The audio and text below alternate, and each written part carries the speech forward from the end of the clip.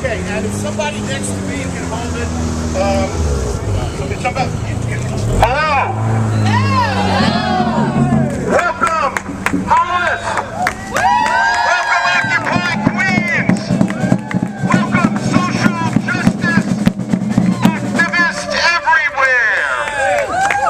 For 16 years, these buildings have been abandoned, constituting a threat to the young people of this community who go to school here, to senior citizens, to businesses.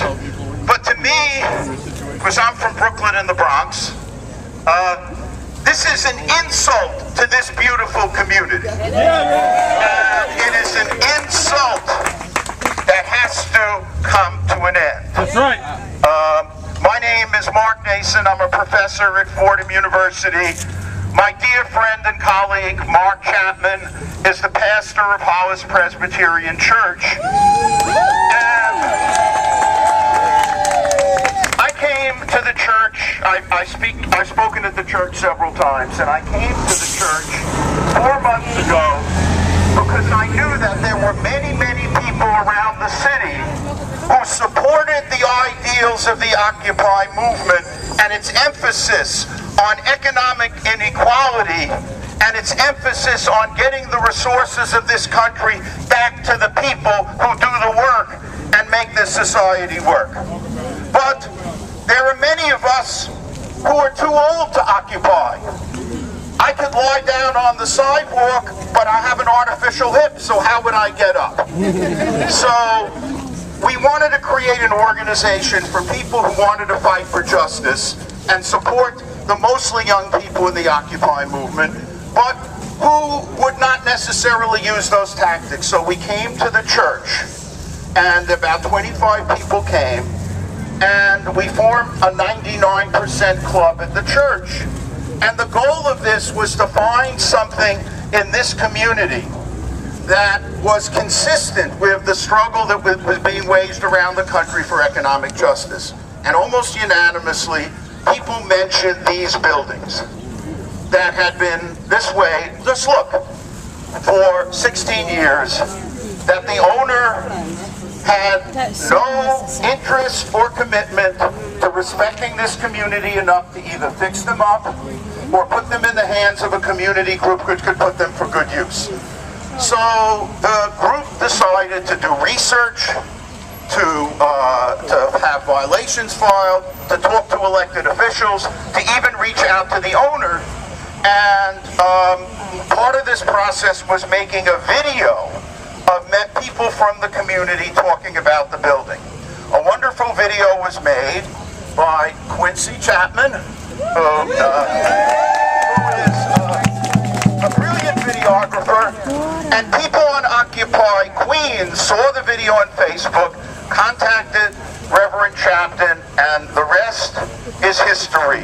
It's a movement combining Occupy Queens, housing justice organizations around the city, and all the people in this community.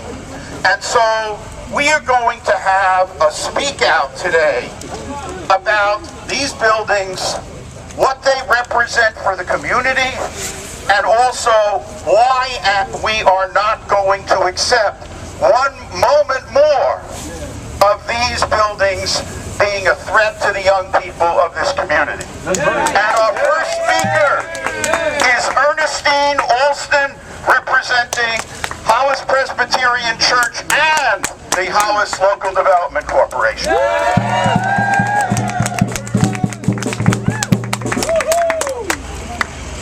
I took the time to write something, and then something said, speak.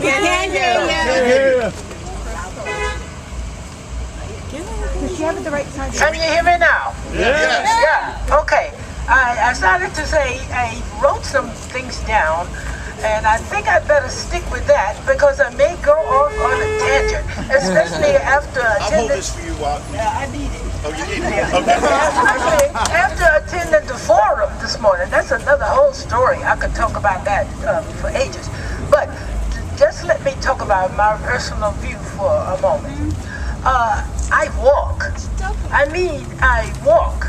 You usually in Cunningham Park and through the neighborhood, and almost invariably I walk by these buildings. I usually walk on the other side to avoid some of the things that happen over here, but then I walk over here. And when I walk over here, I look at the conditions of the building, and it really breaks my heart. I get angry and I get sad. My sadness tells me that it's not so bad. But then my anger says, oh, yes it is. And it says, you gotta do something about it. So I'm very pleased to see that you are out to help me do something about it.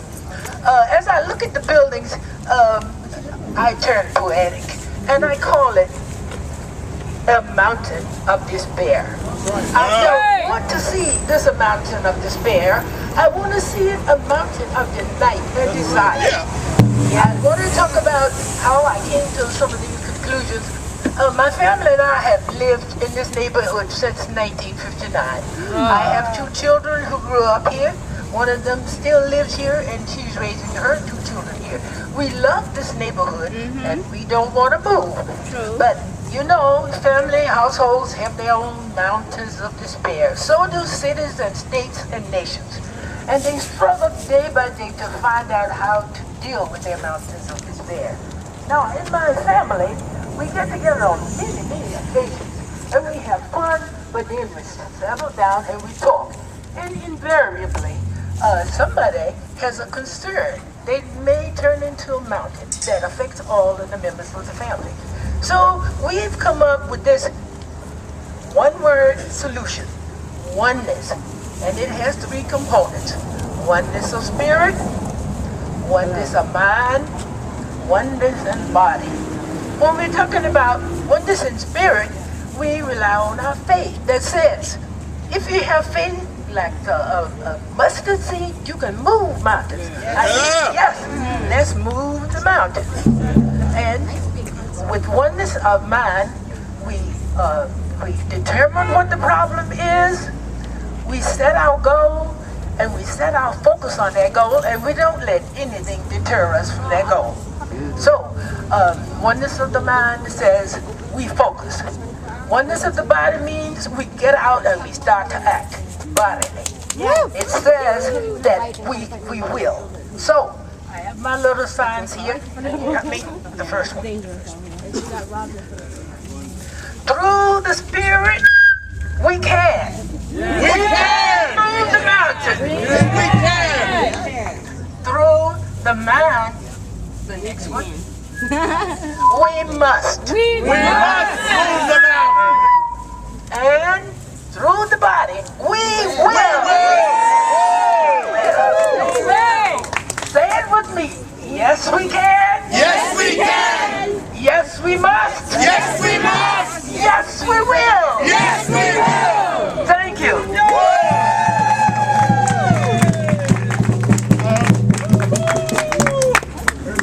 Our next speaker is a person who has been working on this issue for years and was responsible for writing the wonderful backgrounder paper that put all the details about Rita Stark's history as a landlord in Queens, about what has been going on to build this community, and what has to be done in this case now that we have brought together so many people.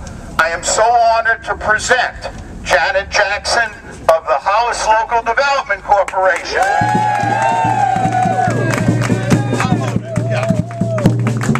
This is a short speech. I wrote it for the young and the young at heart in Hollis and elsewhere. My name is Janet Jackson.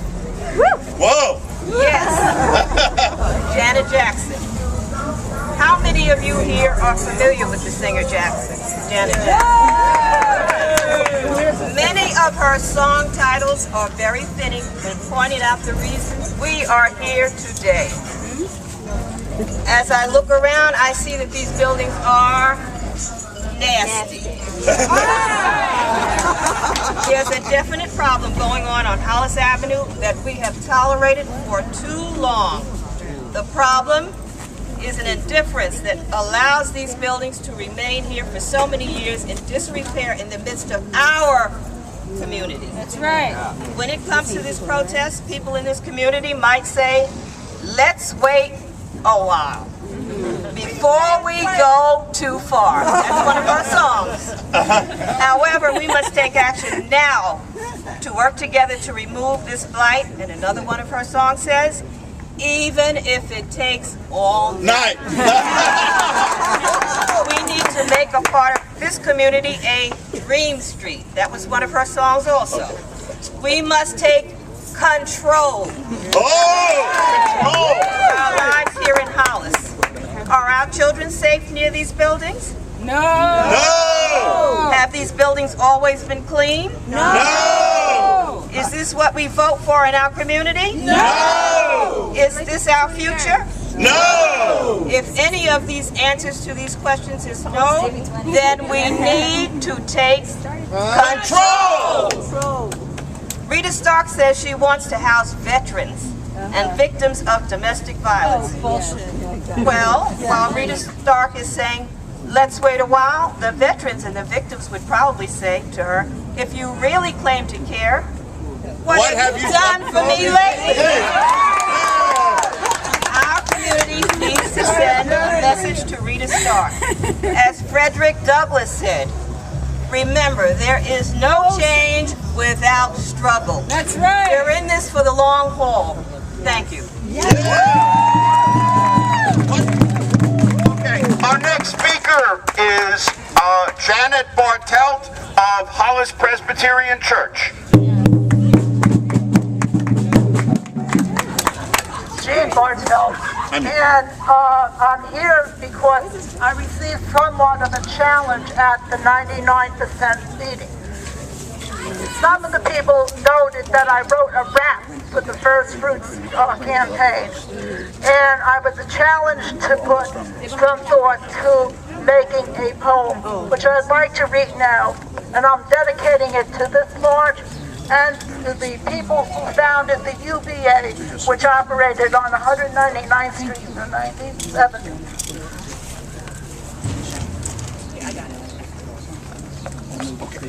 Some people think of finding fame using houses like a monopoly game, with pride in their family name, seeking only monetary gain. When they finish what they have done, people learn that their dreams were only part of realtors' schemes. Building neighborhoods with care, they can only stop and stare when suddenly, to their surprise, what appears before their eyes, walking through their accustomed place, finding houses with boarded faces. Where did the families go that lived here? They lived here not long ago, gone and left in their places. There are only houses with their boarded faces. Wow. Neighbors have begun to fight, not accepting urban blight, united in their dreams of restoring these homes to their former glory. Left only the blocks with their boarded faces, making a ruin of their place.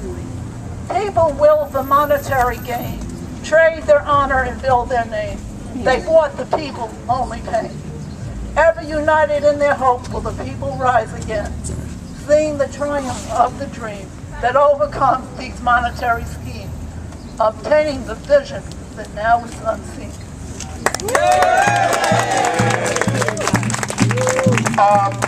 We will now have Dr. Mark Chapman introduce our next speaker, Assemblyman Barbara Clark.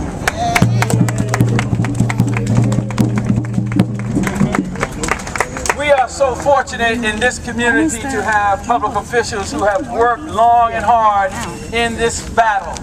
And I'm so grateful that Assemblywoman Barbara Clark saw some news articles that have been written about our efforts. And she is here today demonstrating her commitment. For many years she has fought this battle. And I'm so very happy that she is here today. Our own Assemblywoman Barbara Clark. Join me in welcoming her and thanking her.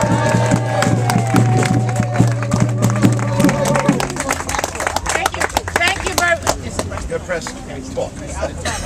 Okay, I got it. Thank you, Reverend Chapman, and thank all of you who came here. Here, Professor Nason. Nason. I really appreciate you being here to join this struggle, because it is a struggle. I've served in office for 25 years, so I have had my experiences with Rita Stark properties for a long, long time, because when I first was elected, I represented downtown Jamaica all the way over to the Van Wyck Expressway. And needless to say, this is not the only properties that the Stark industry holds that it has boarded up. We had one success story here locally, which is the buildings on the other side of Francis Lewis, right off of Hollis Avenue. Those were boarded up, remember.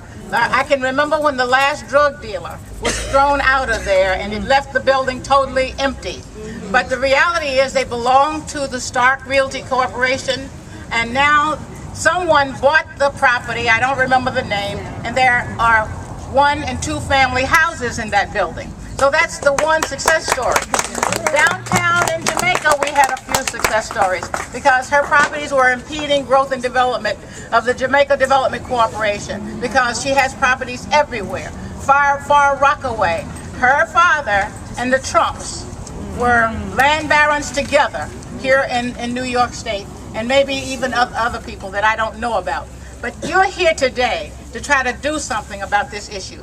I send a staff person over here regularly to check the grounds to see that there's no strewn garbage and stuff like that. She keeps it cleaned up. And so I think that she thinks that if she keeps it cleaned up and there's no way you can film it because you can't get in, then it's okay. So it's time for us to do just what we're doing today. This movement is really, really, really helping people, not just in Manhattan, but on a local level. So I thank you all. It's moving in Albany, it's moving everywhere, and this is the time to do it. So you have my complete support in doing anything that I can do, because I have not been able to do anything legally. Rita Stark is a lawyer. Borough President Claire Schulman tried to take through some of her property through eminent domain. She could not do it. And Claire Schulman was a very powerful borough president. The borough president now, Helen Marshall, has tried and has been unsuccessful in doing anything about dealing with this property. There are no laws that we can change that allows us to do anything to take over her property. She means to sell it. And she means to sell it, if she doesn't want to sell it, at a price that no one will pay for it. That's the real problem that we're dealing with here. So I thank you all for being here. Let's let this be the beginning of a march that we will not stop until it is concluded. Thank you.